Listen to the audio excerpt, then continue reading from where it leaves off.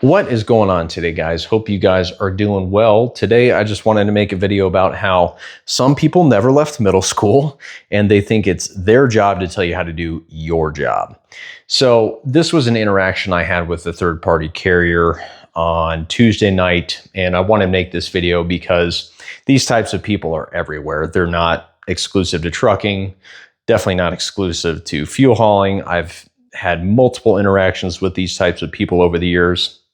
And so wanted to make a video about how I personally deal with them and the other ways that you can deal with them if you so choose. But so starting out that night, my coworker Wyatt and I both had loads out of North Platte to start the night. And so we both head out there. I end up getting there first. I pull into the left-hand loading bay of North Platte.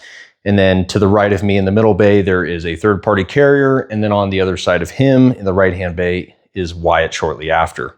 So I get out of the truck, hook up everything, punch in my loading numbers, all that jazz, figure out I'm out of allocation for diesel. So I let dispatch know and I'm waiting on a response for them. So in the meantime, the third-party carrier to the right of me finishes loading. He walks around the truck, big old Nebraska corn-fed boy, you know, a 300-pound dude in his tennis shoes of all things, comes up to me and says, "I should have let that operator catch you with that light on." And I say, "What? What are you talking about?" And then he says, "That work light, you can't have that on. That's an ignition source." And I say, "Okay, thanks for letting me know."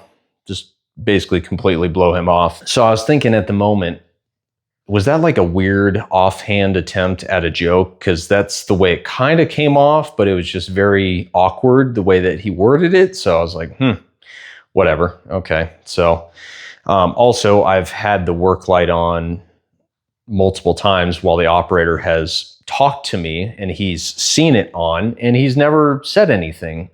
Also, it's an LED light. If it was incandescent and it actually had the heat coming off of it to any significant extent, I could maybe see that, but either way, whatever. I kind of blow it off. And then he pulls out of the bay. And then shortly after that, while we're still waiting on dispatch to get back to us, because Wyatt was pulling the same contract and was also out of allocation, Wyatt comes up to me and I said, "Man, I had the weirdest interaction with that guy." And I explained what he said. And he's like, "Oh, yeah, he told me that I parked too close and I wasn't going to be able to reach, even though I was able to hook everything up as far as the loading arms go." And I said, "Oh, interesting. So it's just one of those types, huh?" And, you know, so in that scenario, could I have pointed out to him, that means a lot coming from the guy who has tennis shoes on, not actual, you know, steel-toed boots or boots of any kind. Sure. But what I have found over the years, and that would have been my normal response, generally means that if you give some sort of a smart aleck response or put them in their place, then they want to fight you. Then there's some sort of confrontation. And then it's a conversation that you didn't need to have simply because you have to defend your ego or some stupid thing like that. And I've learned this the hard way over the years. So I would say personally for me, it's better just to let them have the ego win and move on with your day, because I knew I wasn't in the wrong. He just has that boring of a life that he feels the need to come and tell me how to do my job, even though it wasn't even remotely an actual safety concern. And so it's just easier to let them have the ego win and go about your day, because you don't know at the end of the day who you're dealing with. If you get into a simple confrontation verbally with somebody, you don't know how that's going to end up. You don't know if they're going to pull something out as far as a weapon on you or whatever, because they're that invested in having the ego win. That's my response, and that's what I tend to lean towards, because at the end of the day, it doesn't matter. Like the stupid things like this, it really doesn't matter. So now if you're so inclined and you don't care about having a conversation with a person whose mind you're not going to change, then by all means, absolutely call them out for wearing tennis shoes despite them calling you out on a safety concern.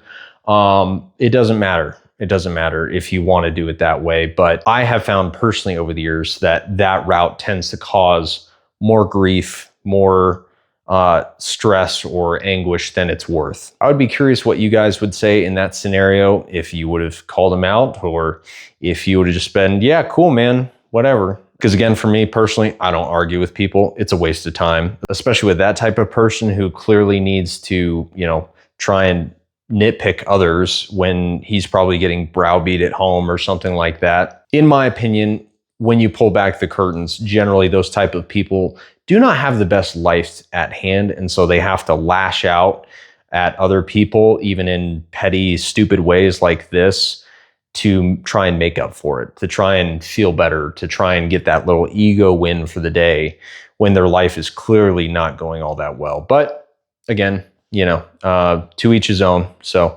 if you think I'm wrong, you can always put it in the comment section down below. Otherwise, if you have any other thoughts or comments, put those in the comment section down below as well. Or if you want me to do any other specific videos about any other topics, let me know as well. Otherwise, if you like the video, please like and subscribe. I will see you guys on the next one. Take care. God bless.